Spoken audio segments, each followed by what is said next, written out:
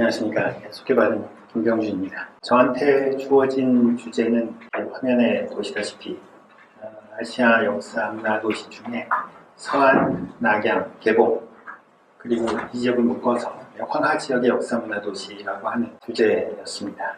사실 지금 강의가 세 번째라고 되어 있습니다만 원래는 두 번째였습니다. 이제 개인적인 사정으로 잘 바꿨는데요. 처음에 이명진 선생님께서 전체 개관을 하시고 다음 이제 이 주제를 여기다 넣어야 된다 이렇게 이제 기획을 하셨던 거죠. 왜냐하면 여기부터 시작을 해서 지난주에 했던 동북 지역부터 마지막에 저기 실크로드 넘어가는 지역에 이르기까지 다양한 역사문화 도시를 쭉 대여를 하고 강의가 진행됩니다만 그 중에서도 그렇게 쭉 다 어느 하나 빠질 것 없이 매우 중요한 도시이긴 합니다만 이 제목을 두 번째에다가 올려놓은 거는 처음에 이제 개괄이니까요. 다시 말해서 역사문화 도시 중에서는 중국 역사문화 도시 중에 제일 앞에 왔다는 얘기죠.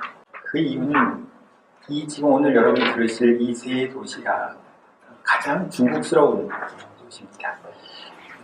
가장 중국의 전통, 역사, 문화를 대표한다고 해도 과언이 아닌 바로 그런 지역이죠. 우리들이 알고 있는 소위 중국이라고 하는 것은 여기서 출발했기 때문입니다. 88년이니까 벌써 한 30년이 다 돼가는 아주 큰 센세이션이 그 당시에 있었습니다. 지금 보시다시피 하상이라고 하는 책이 중국인에 의해서 쓰여져서 그게 이제 공개가 됐는데요. 일단 우리에게 한반도에 번역이 돼서 오기 전에 이미 이제 중국 사람들에게도 굉장한 쇼크로 이 책이 전해졌고요. 이 책을 읽은 또 구미의 여러 나라 선생님도 중국이 이렇게 변하는구나 라고 하는 것을 알게 된 아주 중요한 책이었습니다. 그 뜻이 하상, 하자 하상이라고 되어 있는데 그 뜻은 황하는 죽었다 이런 뜻입니다.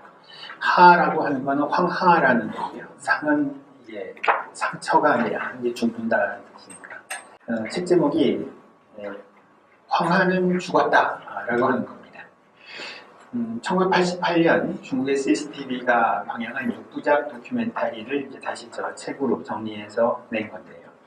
CCTV에서 이걸 만들었다는 얘기는 우리 같은 KBS1에서 만들었다는 얘기니까요. 이게 그냥 단순히 어느 한 연구자나 학자나 이런 사람들의 얘기가 아니라 사실 국가가 어느 정도 공인한 그런 얘기가 되는데 그 내용인즉슨 전통적인 황하 문명, 즉 중국 문명이 사망했다 이런 강력한 메시지입니다. 따라서 기존 전통을 전면적으로 비판한 황하가 닫혔다가 아니라 황하가 죽었다라고 과감히 해양 문명으로의 전환을 주장하는 충격적인 내용입니다. 말씀드린 것처럼 이게 CCTV를 통해 방영할 수 있었다는 것은 권력 내에 이렇게 생각하는 사람이 주도권을 갖고 있었다는 얘기인데 그런 사람이 당시에 바로 개혁, 개방파들이었습니다.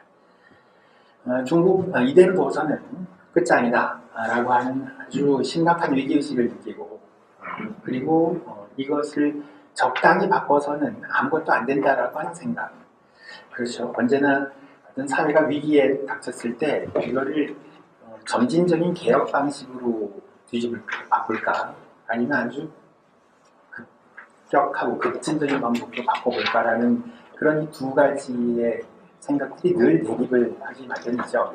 중국에서도 무슨 친해 혁명이나 프랑스 혁명 경우에도 다 항상 그 안에 내부에서 이런 문제들이 있었는데 1980년대 후반에 등소평이 이제 어느 정도 시장을 개방하고 생각의 폭이 좀 넓어진 그 와중에 기존의 전통을 그대로 두고 있는 한 우리는 아무것도 할 수 없다라고 하는 아주 강한 위기의식 속에 하상이라는 책이 나왔습니다. 도큐멘터리와 책이 나왔던 거죠.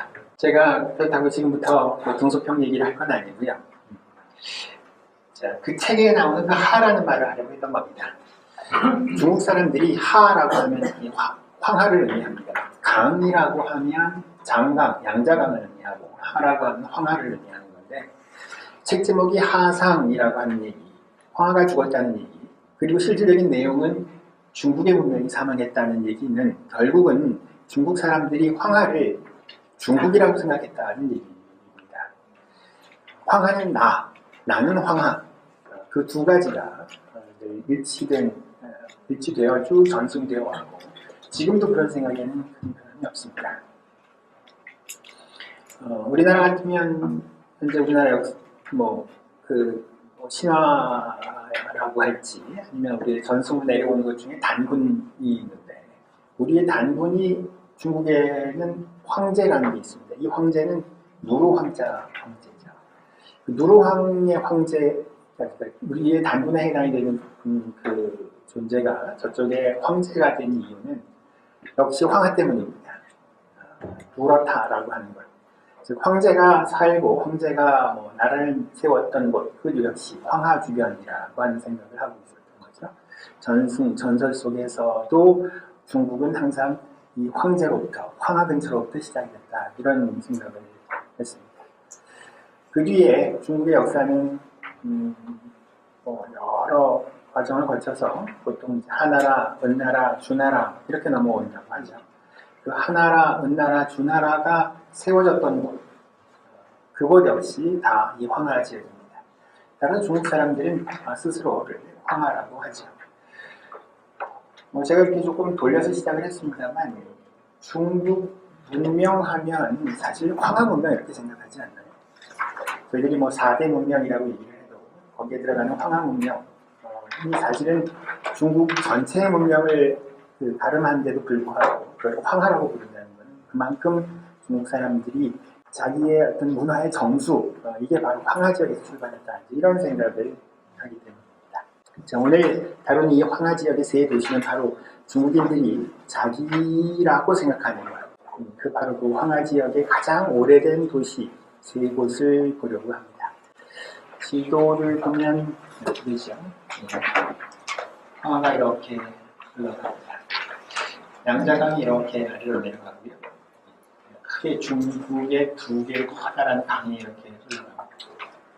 그런데 바로 이곳을 중국 사람들이 자기의 땅이라고, 자기의 어떤 조상이 태어나서 문화를 만들고 역사를 만들었던 곳이다 이렇게 생각을 합니다. 본격적으로 도시를 얘기하기 전에 이 강 얘기를 잠깐 더 해보겠습니다. 이 강은 지금 현재 보통 이 청해성에서부터 출발했다라고 해요. 여기는 이제 티베트 청해성이라고 하는데 이런 데서 이제 지류가 시작이 돼서 이렇게 여기 난주라고 하는 곳에서 일단 모여서 흘러가는데요. 이 황하의 초반 저 끄트머리 샘물에서 똑똑똑 나왔던 그 황하의 원류가 이곳까지 흘러온 뒤에 곧바로 동진을 하지 않고 이렇게 막혀서 북쪽으로 올라가기 시작을 합니다. 난주라고 하는 곳에서 은천 이렇게 해서 이 꼭대기까지 올라가죠. 여기를 보통 오르도스 지역이라고 우리가 얘기를 하는데 여기까지 올라갔다가 다시 이 꼭대기에서 동진을 합니다. 이렇게 가는 이유는 강이 가다가 막혀서 그래요. 여기 산이 이렇게 있어서 이쪽 산에 막혀서 일단 위쪽으로 올라가게 되고요. 다시 더 올라가지 못하고 또 위쪽에 있는 음산이라고 하는 산에 막혀서 다시 동쪽으로 흘러가게 되죠. 또 이쪽에 있는 태행산맥이라고 하는 중요한 산맥에 막혀서 다시 남진을 해서 내려왔다가 무협소설 좀 읽으신 분은 알겠습니다만 함곡관 이런데 이제 도착하면 다시 여기에 이게 진령산맥인데요. 진령산맥이 다시 막혀서 다시 동쪽으로 꺾어서 이렇게 흘러나가는 것.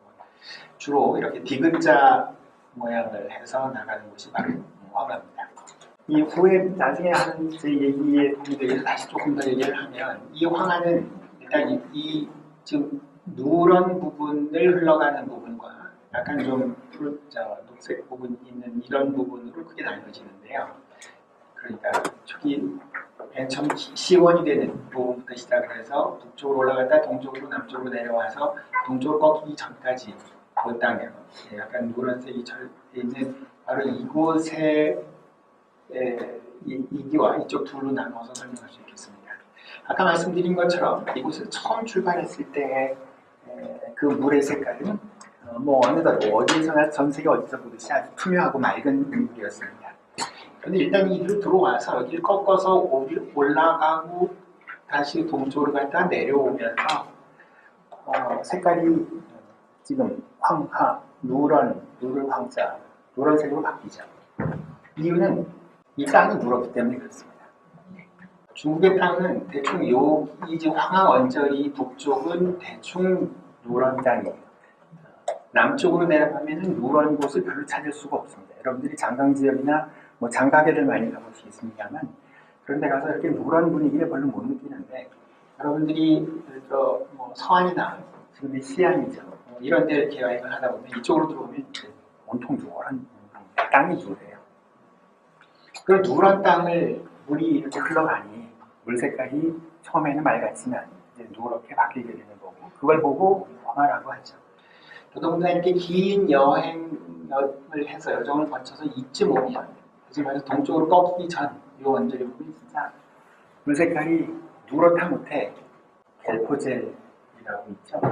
젤 같은 거예요. 그래서 물인지 젤인지 알 수가 없는 흙반, 물반 이런 게 막 움직일 정도. 그만큼 황토가 많이 그 강물에 같이 묻어서 이렇게 좀 내려옵니다. 다만 이렇게 쭉 흘러서 올 때까지만 해도 항상 제기를 따라 움직입니다. 왜냐면 아까 산에 막혀서 지금 북쪽으로 동쪽으로 남쪽으로 내려간다는 얘기는 계곡을 흐른다는 얘기기도 해요. 산에 막혀서 산을 넘지 못하고 그 밑을 흐르니까 자연스럽게 계곡을 따라 흐르는 거죠. 계곡을 따라 물이 흐른다. 조금 제가 과장을 합니다만 계곡을 따라 물이 흐른다 그러면 계곡 사이로 물이 조금 빨리 흐르겠죠. 예를 들어 한강이나 아주 뭐 넓은 2km, 3km나 되는 폭이 넓은 곳을 흐르는 거하고 좁은 계곡을 만약에 물이 통과한다고 하면 좁은 계곡에 훨씬 더 물이 빨리 흘러갈 겁니다.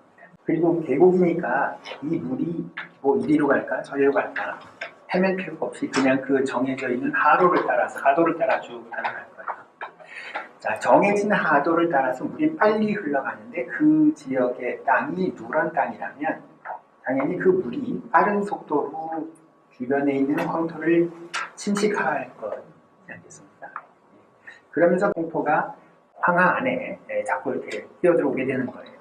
그리고 사실 이 땅은요, 이 노란색은 사실 몇백만 년 전부터 여기 있었던 게 아니라 이 누런 땅은 우리가 굉장히 친숙해요.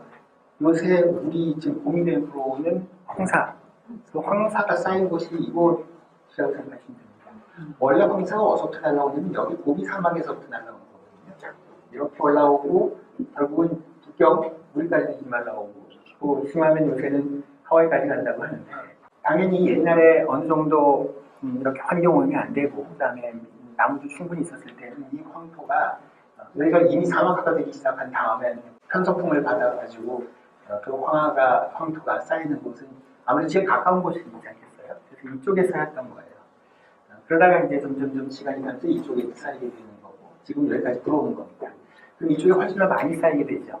그러니까 많이 쌓인다는 얘기는 보원이 된다는 얘기입니다. 그래서 여기는 황토가 굉장히 많이 쌓인 황토 보원 지역회가 되고요. 여기는 지금 색깔이 조금 바뀌었습니다. 여기는 황토는 황토예요. 근데 황토가 별로 안 쌓이니까 황토 평원지대가 되는 거죠. 여기가 황토 보원, 여기가 황토 평원지대. 그 황토 지대를 이렇게 가는데 지금 빠른 속도로 그 계곡, 그 황토의 계곡을 침식하면서 오니까 굉장히 물이 탁해지기 시작을 한다 하는 얘기입니다. 그렇게 탁해졌던 물이 여기까지 와서 동쪽으로 딱 꺾었는데요. 여기 지금 진령산맥에 막혀가지고 동쪽으로 딱 꺾어서 동쪽으로 나가면서는 지금 보시다시피 이 지금 지형이 어떻게 되어 있냐면은 평평합니다. 여기는 지금 다시 한번 대행산맥, 진령산맥, 응산산맥 등으로 아주 높은 산맥으로 구성되어 있다는 건데요. 여기는 보시다시피 평원지대입니다. 황하가 여기까지 와서 넓은 평원을 만든다는 얘기인데, 자, 정리하면 황하를 잔뜩 싣고 빠른 속도로 흘러오는 그 황하가 이제 여기까지 와서는 떡하니 나왔는데 그 산을 빠져서 나왔는데 넓은 평원이 있는 거예요. 그러면 어떤 일이 생기냐면 가지고 왔던 그 황토 침식해서 그 물 안에 담고 온 거죠. 다만 물이 빠르기 때문에 그 속도가 빠르기 때문에 하류 속에 담겨져 있었던 그 황토를 강 바닥 밑에다가 깔아놓지 않고 들고 오는 거예요. 빠르니까. 근데 갑자기 여기까지 오면 평원이고 평원이면 속도가 느려지고 속도가 느려지면 아이고 힘들어라 그러고 갖고 있었던 황토가 땅에 이렇게 차곡차곡 퇴적되기 시작을 합니다. 어디에요? 강 바닥에 차곡차곡 쌓여지기 시작을 합니다. 그 쌓여지는 곳이 여기라는 거예요. 갑자기 평원을 만나니까. 그럼 강 바닥이 높아지는 겁니다.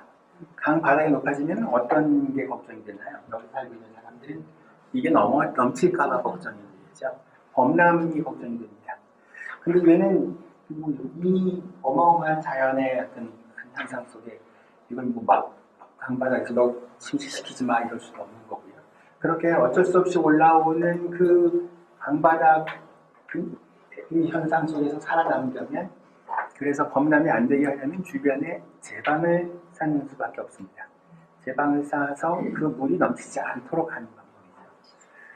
그러면 물론 긴 기간입니다만 강바닥은 올라오고 그곳에서 이곳은 나중에도 말씀드립니다만 아주 옥토입니다. 상당히 좋은 곳이 비옥한 곳이라서 그곳에서 생활을 해야 되는데 이게 언제 넘칠지 모른다면 제방을 만들어야 되는 건데요. 강바닥은 점점 더 올라진다면 옆에 있는 제방은 또 점점 더 같이 올라가야 될 겁니다. 자, 그러다 어느덧 그런 것들이 100년, 200년, 300년 이렇게 지나가면 결국은 강바닥이 사람이 살고 있는 생활 지형보다 높아지는 현상이 생기는 거예요. 물론 제방은 그 물이 넘치지 않도록 양쪽에서 다 올리게 되는 거죠. 그러니까 사람이 살고 있는 지면, 여기가 강바닥, 제방의 높이는 이쯤 있어서 평상시에는 물이 넘치지 않도록 잘 관리를 합니다. 자, 그러나 제방 관리라고 하는 거는 그냥 한번 만들어 놓으면 100년, 200년 가는 게 아니라 늘 다시 점검하고 또 관리를 해야 합니다. 이거를 할 수 있는 거는 일 개인이 할 수 있는 게 아니라 그렇죠? 항상 강한 공권력 이런 것들이 동원이 되어야 합니다. 그래야 그곳에 살고 있는 사람들을 일시에 다 동원을 시켜서 그래서 이 제방을 만들거나 제방을 다시 관리하거나 아니면 보수하거나 하는 일들이 생기는 거지 나 혼자 가서 이렇게 시멘트 바르고 뭐 이래서 되는 건 아니란 말이죠. 그러면 결국은 강한 공권력이 유지되는 순간, 국가 권력이 유지되는 순간에는 제방이 잘 관리가 되는 거고, 제방이 잘 관리가 되면 비록 강바닥이 많이 올라온다 한들 제방 관리가 충분하기 때문에 별 문제 없이 진행이 되어 있지만, 할 수 있지만, 만약에 이 국가 권력이 흔들린다, 여러 가지 이유로요, 뭐 정치 권력 내부에 내분이 일어난다거나, 아니면 뭐 전쟁이 일어난다거나, 이런 상황 때문에 만약에 국가 권력이 흔들리는 그런 상황이 되면 다른 거에 정신이 팔리느라고 이 제방 관리가 허술하게 되고요. 자, 이럴 때마다 어김없이 이 인재죠 사실은. 이럴 때마다 어김없이 여름에 비가 홍수가 같이 나면 이 물이 넘치게 되는 거죠. 이 물이 만약에 한강변에서 물이 넘쳤다, 정상강에서 넘쳤다 하는 거하고 지금 아주 질적으로 다릅니다. 지금 강 바닥이 여기까지 올라갔다고 가정을 한 상태, 제방은 여기까지인데 평상시에 내가 여기 살고 있는데 물이 여기를 다니고 있는 거란 말이죠. 그런데 만약에 제방이 막고 있는데 이 제방이 무너졌다고 가정을 하면 그 물은 낮은 면을 완전히 뒤덮을 겁니다. 내가 살고 있는 이 생활 공간이 한 번에 다 작살나는 거죠. 이런 일들이 벌어지는 곳이 바로 주로 이곳입니다. 이 말을 역사적으로 좀 뒤집으면 우리는 역사서에는 그냥 왕조 말기에 주로 이 지역을 중심으로 해서 범람이 자주 생기고 그리고 이곳에서 범람이 생겨서 생계를 도저히 유지할 수 없었던 일반 국민들이 결국은 이 지역을 떠나게 되고 그 떠나는 것을 보통 유랑민이라고 얘기하는 거고요. 자기의 토지를 떠난 사람들이 다른 데 가서 뭘 하겠습니까? 그러면 결국은 약탈을 하게 됩니다. 약탈을 하게 되는 것을 우리는 도적대라고 하는 거죠. 농민반란이 일어나고 결국은 도적대들이 이리저리 횡행하는 이런 왕조 말기 현상들이 생겨나는 겁니다. 역사서에 그냥 그렇게만 돼 있어서 항상 왕조 말기에는 반란이 일어나네 이렇게 생각하지 마요. 사실 그 밑바닥을 들여다봤더니 사실 이런 그 자연 현상, 자연 지리 환경들이 바깥에지만 살리는 일입니다. 자, 그런 곳입니다. 하지만 마치 그 이집트의 나일강이 한 번 범람을 하면 굉장히 힘들지만 하지만 범람을 하면 다시 그 범람한 곳이 뭐 여러 가지 이유로 아주 비옥한 땅을 다시 만든다고 하잖아요. 다만 이제 나일강에서는 이런 것들, 이런 자연상 너무 잘 알고 이런 것들이 주기적으로 일어나기 때문에 뭐 이런 범람이 있을 때쯤은 빠져나갔다가 다시 뭐 들어오곤 한다는 게 이제 이집트의 일인데요.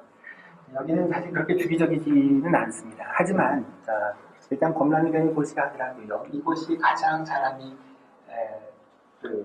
비옥한 토지가 마련되기 때문에 아까 같이 큰 범람이 일어나서 사람이 못 살다 하더라도 사람들은 다시 이곳으로 돌아와서 이곳을 다시 살게 되는 이런 현상들이 반복적으로 일어나는 거고요. 그곳에서 이른바 지금 얘기하는 고대의 문화라고 하는 것이 만들어졌다라고 하는 얘기입니다. 가장 중국스러운 건 그곳이 바로 황하이고요. 중국 사람 스스로도 황제부터 시작을 해서 요르 황제부터 시작을 해서 중국의 고대 왕조들이 바로 이곳에서 태어났고 이곳에서 자기네 역사와 문화를 만들어냈고 자기들은 바로 그런 황하의 자손이라고 생각을 하고 따라서 황하야말로 나를 상징하는 표현이라고 생각을 했었다는 얘기를 제가 일단은 첫마디로 했습니다. 정리하면 황하가 바로 중국 문명의 대명사입니다. 그래서 소위 중국의 고대 왕조라고 할 수 있는 하나라, 은나라도 앞에 있습니다만 서주부터 시작해서 수나라, 당나라 때까지 약 2000년간입니다. 2000년간의 중국의 역사가 이루어졌던 곳, 바로 그곳이 오늘의 주제라는 얘기죠.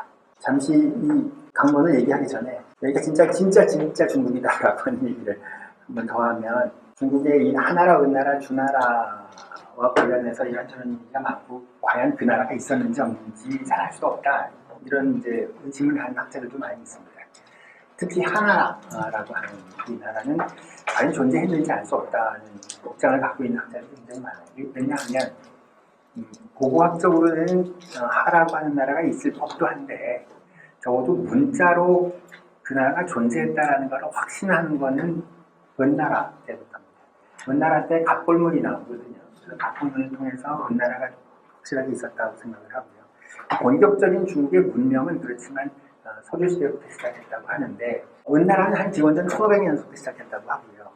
그 다음에 주나라는 기원전 1100년 먼저 1000년, 1100년부터 시작합니다. 1000년이라고 하죠. 그리고 현재가 지금 2000년이니까 본격적인 중국의 문명 은나라까지 합치면 3500이고요.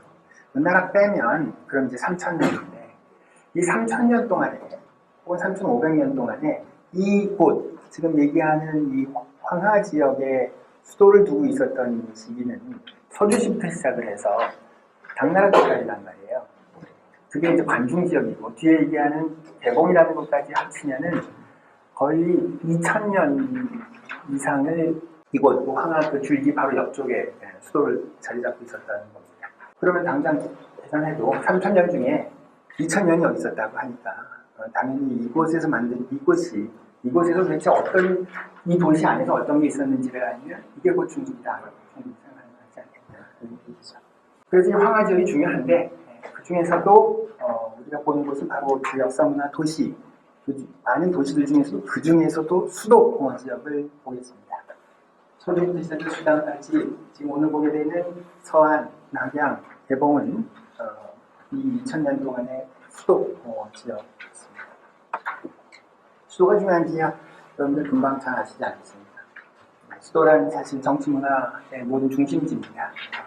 이곳에 가장 그 왕조, 그 지역, 그 나라의 가장 핵심적이고 가장 뛰어난 정수가, 에센스가 이곳에 모이는 곳이기 때문에 다른 곳도 물론 다 그 지방적 특색을 가지고 있습니다만 역시 그 수도를 들여다봐야 그 국민의 핵심을 알 수 있는 건데요. 오늘 바로 그런 곳을 일단 보도록 하겠습니다.